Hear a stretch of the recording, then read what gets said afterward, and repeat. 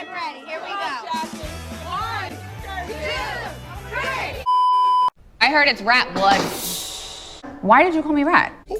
They were, and then Antonia didn't come, like, to... Are you gonna blame Antonia for something right now? Here we go! Here the fuck we go! It's the most important thing. Of course. It would help if I was in your wedding and you showed an example of what closeness is. God damn! God damn! All I see is her never say anything positive. It's always like, my brother, you. Now it's Antonia. I don't want my kids going to school with her. Ew, but I see where it's going, and I have one little girl. And I don't want them ganging up on my daughter. Well. Called me a rat. I don't think I need to be sharing that with you. I called you a rat because you were a rat. That's all. You are being influenced by the shit that other people are telling you, not because of what I told you. No cap. Facts. Duplicitous. Do you even know what that means? Well, do you? How about booger wolf? You know what that means? No. That's what you are, a booger wolf. What? I'm not gagging. What's up, y'all? It's Brian Keith, and I'm back with another video. Today we're going to talk about episode 11 of the Real Housewives of New Jersey, season 13. I smell a rat, right? I felt like this episode, like, the girls were just out having fun, but there was a lot of things that really pissed me off and irritated me because we're trying to play double standards and we're trying to tell someone that they're doing something so damaging, but you've done it too. Like the whole Arsenal situation when they're like, oh, Danielle, Jennifer, y'all are over here saying that Margaret has the Arsenal, this, that, and the third, but Jackie, you said it too. And then you're gonna watch Happens Live and want to double down. And then you got Melissa, you over here talking about Teresa, but it's like you've done it too. But y'all, like, comment, subscribe, and let's get into the video. Yeah, let me check my shit real quick. Hotter than the fire coming out my flaming lips. You wanna play with me? You can't play in me. On the playground, bitch, you can't play with me. Got it, won it, securing the episode starts where everybody left off, and they start going out downtown Dublin. You know, Jen Fessler, she's over here walking. She falls in slow motion. The girls are acting like she over here really just broke her ankle. And then, you know, they're over here having a good time, and they're just drinking as shots going to one pub. And Jackie kind of impressed me because she downed that beer really fast. She had a mess. I was like, okay, has Evan seen that before? Okay.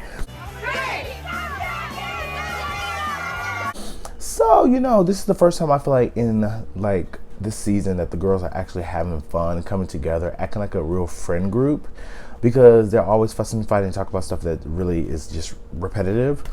But you know, they're having a good time, and it's the next morning. Margaret, Melissa, and Jackie, they're over here talking about last night, and Margaret, you know, she has a shirt that says endorsed, and I mean, it was kind of funny. But you know, she's just trying to like keep poking at Jennifer. She's trying to start some mess, but you know, it is what it is. So all the girls head downstairs for breakfast. Jen Fessler asked about, you know, Danielle. She's like, okay, what's going on with Danielle? So Danielle and Rachel, you know, they were actually getting along last night, which is really good. And everybody's like, oh my God, I'm so shocked. Like, wow, y'all are getting along. And I'm just like, I mean, their beef literally started 2 episodes ago. So I don't think it's that, like, it would be that shocking. Like, they're cordial with each other. So it is what it is. So while everybody's talking about the whole Rachel and Danielle situation, Melissa leans over to Jennifer. She was like, okay, but you remember what Danielle said at Envy? Like, she was over here talking about that, calling, you know, Rachel a shit starter. At Envy, you guys were calling her a shit starter. Well, by her going and telling Margaret that's shit starting. What? So when Jen brings up Margaret's name, Margaret's like, okay, what's going on? What? I heard my name. What's going on? So Melissa just felt so compelled to tell Rachel that Danielle called her a rat. Who doesn't tell my friends things? Like, the truth is, Danielle called her a rat. What? I'm not gagging. Like, she called you a rat. She called you a rat. So everybody's like, oh my God, well, you don't say that. You don't say that. But Jen feels justified because Rachel has been running her mouth and going back and forth to Margaret about what Danielle was saying. So, I mean, Rachel was basically caught off guard. She's pissed because she's like, you didn't even come to me like a woman. You should just pull me to the side and say what you had to say. Okay, Rachel, but if you felt some type of way about what Danielle was saying in that moment, for you to run it back, why don't you say something too? I mean, everybody in this group does it. So, I mean, for y'all want to have someone give y'all such respect and courtesy to tell you something to the face, but y'all don't do it either. So, I mean, it is what it is. This is just the culture of the show. It's just what they do. Right?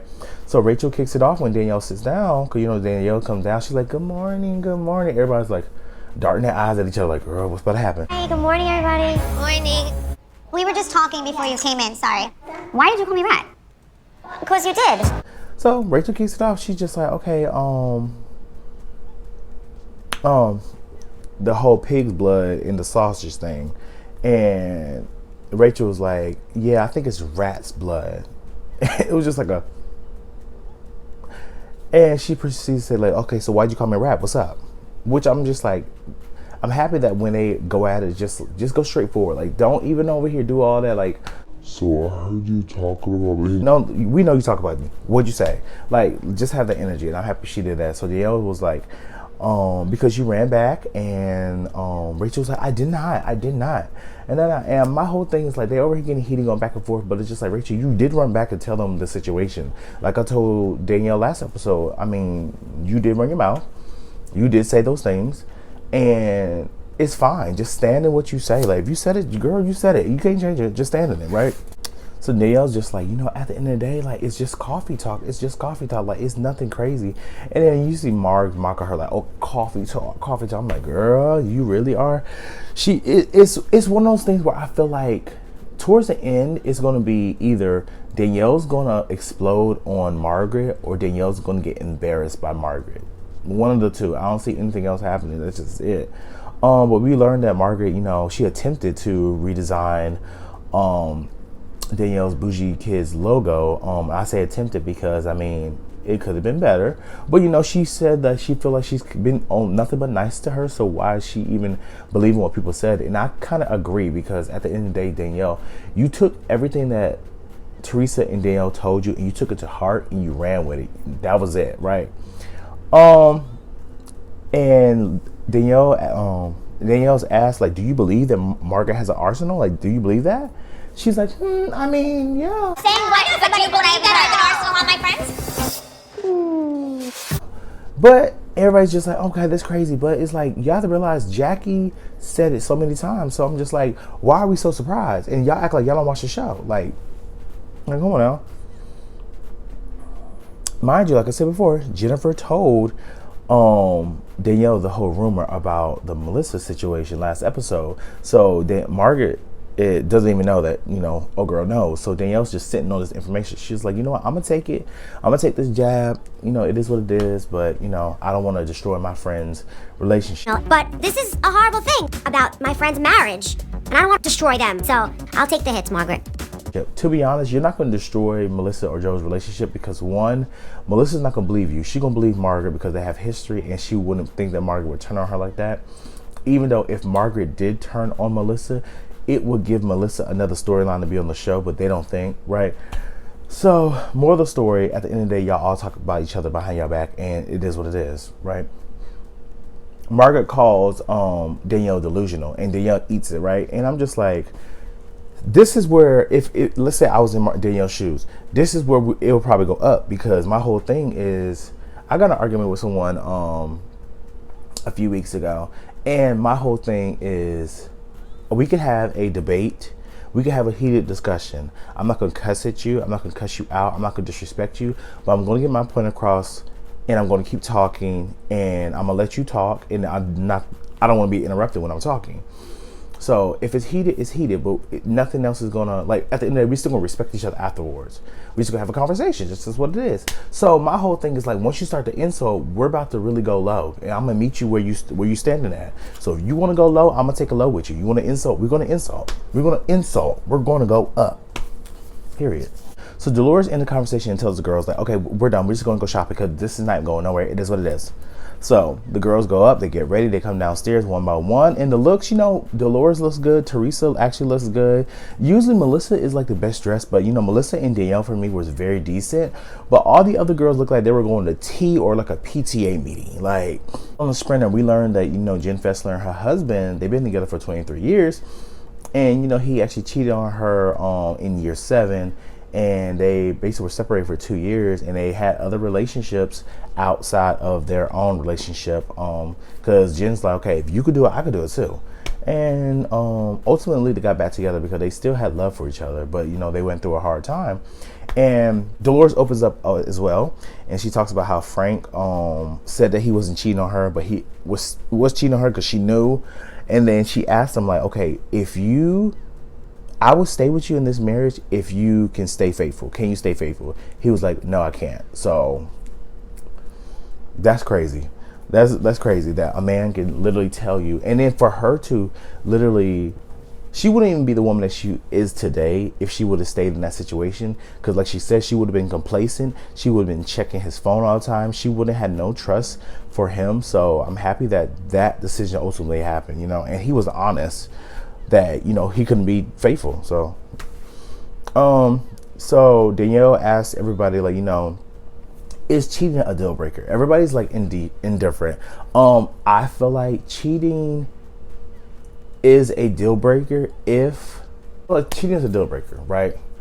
But if, let's say my husband over here cheated on me and it was like a one night thing, happened one time, and he came to me and was like, look, I did something I wasn't supposed to do, this is that, the third, blah, blah, blah. Trust would be lost, but I could get over that if it stayed between us two, right? Like a random person, it wasn't a relationship, it wasn't no emotional attachment, just like da da da da. He went to a bathhouse with his friends and over here just went ham. Not excusing it, it's still wrong.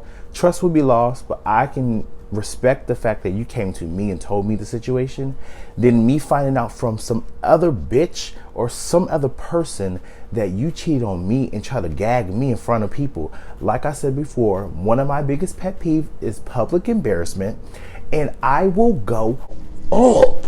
So Teresa tells her story about, you know, her going to jail for 11 months, and, you know, Joe, her ex-husband, he went to jail, and then, you know, the past of her mother really made her resent him, and she was just like, you know, I'm done with him. And we saw her special that she went on when she went to go see him in Italy, I think, and like she just like, you know, the love wasn't there, and they just called it quits, you know. We find out that Teresa and Joe Giudice, they're still good. They're on good terms now, and Louis actually on good terms with him as well. And this is all in the name of the kids, right? And you know, I kind of like, I'm not gonna say I resent the fact that my parents didn't do that, but I kind of like, mind you, my parents got divorced when I was 6 years old. So majority of my life, all I knew was back and forth arguing, going from Virginia to North Carolina, having separate vacations, having separate birthdays, having separate holidays. Like, it was always something else, and I could never share those memories with my parents. And I feel like my parents really didn't see the bigger picture. I talk to my mom about this all the time because we can have open dialogue. My dad, he is just stuck in Delusionville, so we really can't have that dialogue with him. But I just feel like I wish I had that. But I wish I had both my parents in the house for like my whole childhood. And I feel bad for my little brother because like he had to go through that again with his mother and my dad. So, I mean, it sucks, but. So Rachel asked Teresa, and I'm just kind of confused with this whole situation. Like, why didn't Rachel ask Teresa and Melissa? But she specifically pointed out Teresa, and she was like, okay, so how are your kids with Melissa's kids? Teresa, are your kids and Melissa's kids close? Like all of them? Well, they were, and then Antonia didn't come, like. And Teresa was like, well, you know, Antonia. I'm just like, where is that meme when it's like, here we go. Here we go.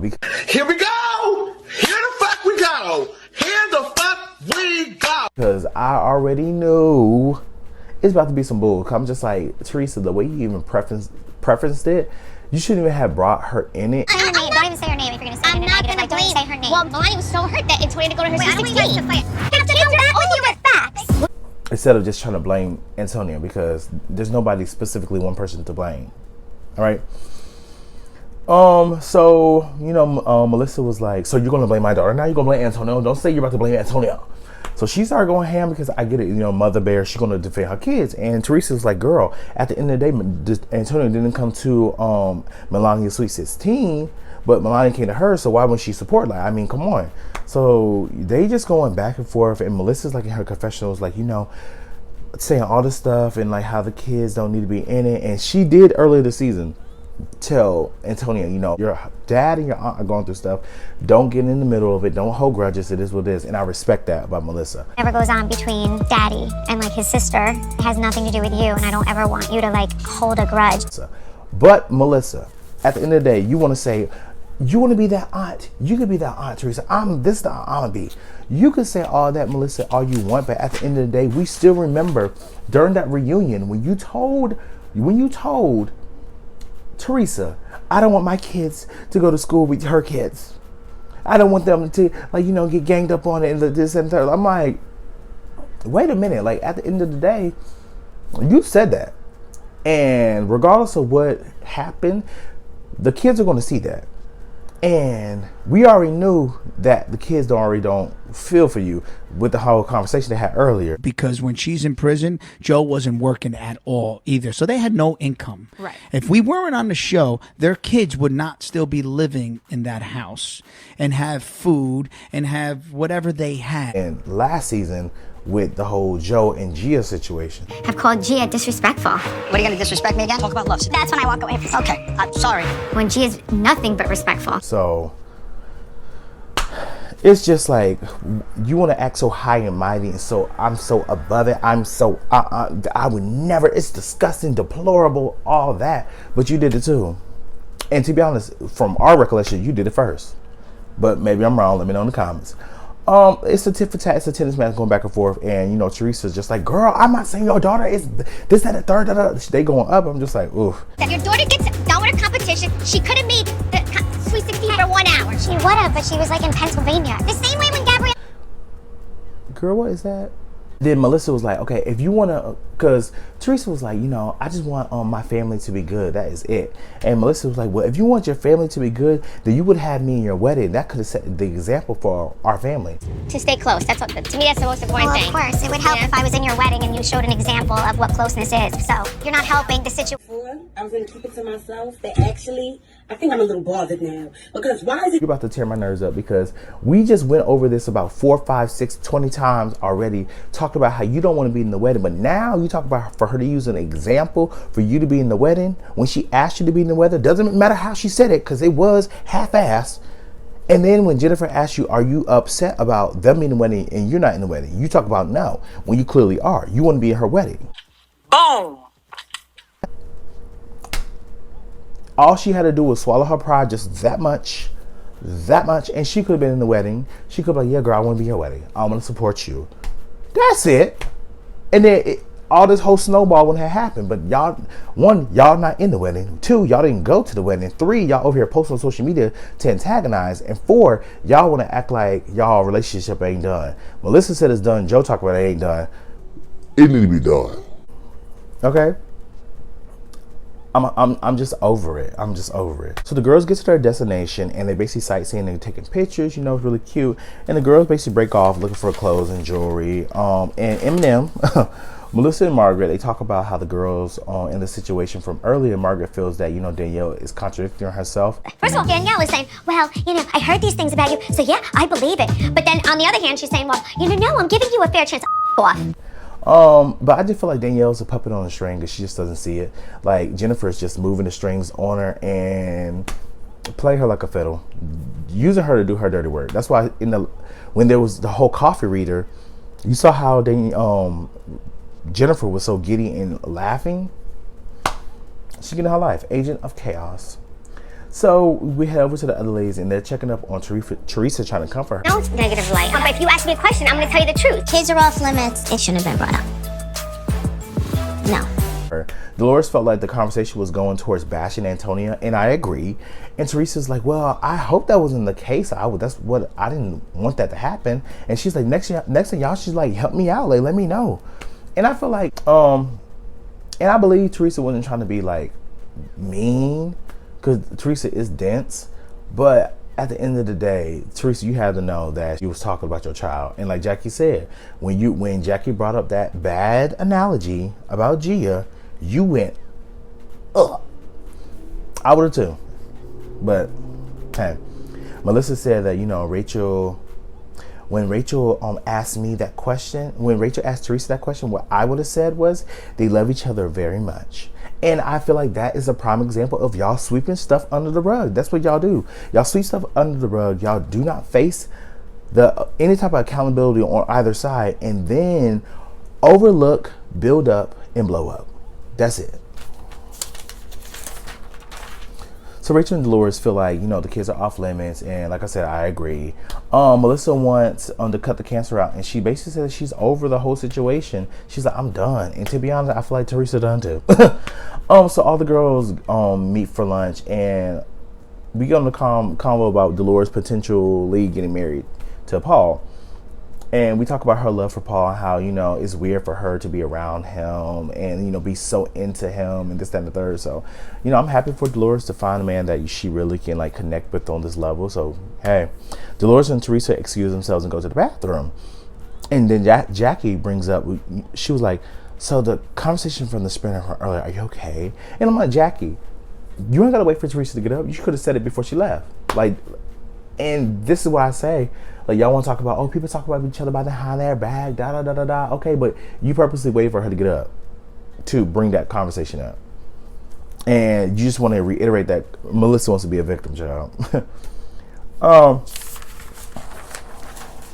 So the girls, they go home, they change, they get ready for dinner. They go to a place called La Vida Ludova.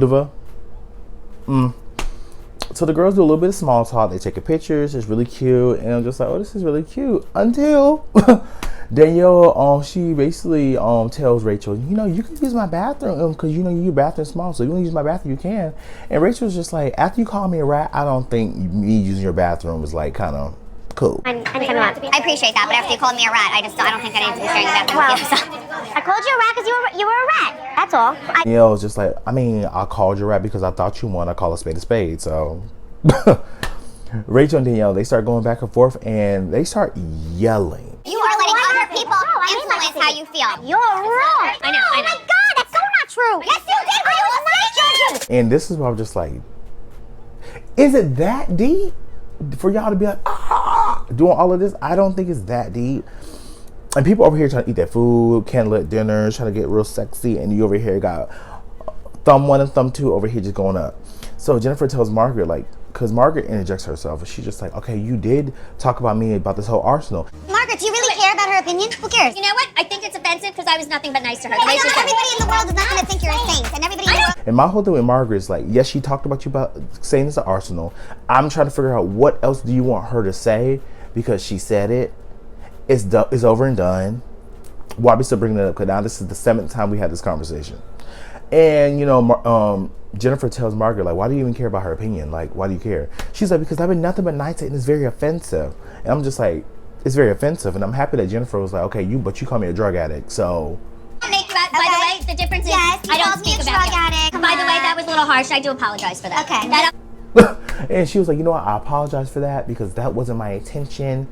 And then Jennifer was like, I accept your apology, but you over here said all this other stuff talking about, I'm duplicitous and this and the third. You want to use these big words. And she was like, I could call you something too. Booger wolf. How about booger wolf? You know what that means? Girl, shut the fuck up. You thought you ate that? When I tell you, I was like, what the hell is a booger wolf? It just basically means a nasty woman, nasty person, this and third. I was just like, she wanted to just hit it with anything. But that was the end of the episode, and it's just going to only get worse from here. Margaret really is going to set her sights out for Danielle, and I'm to the point where with Margaret, it's like you either going to like her or you don't.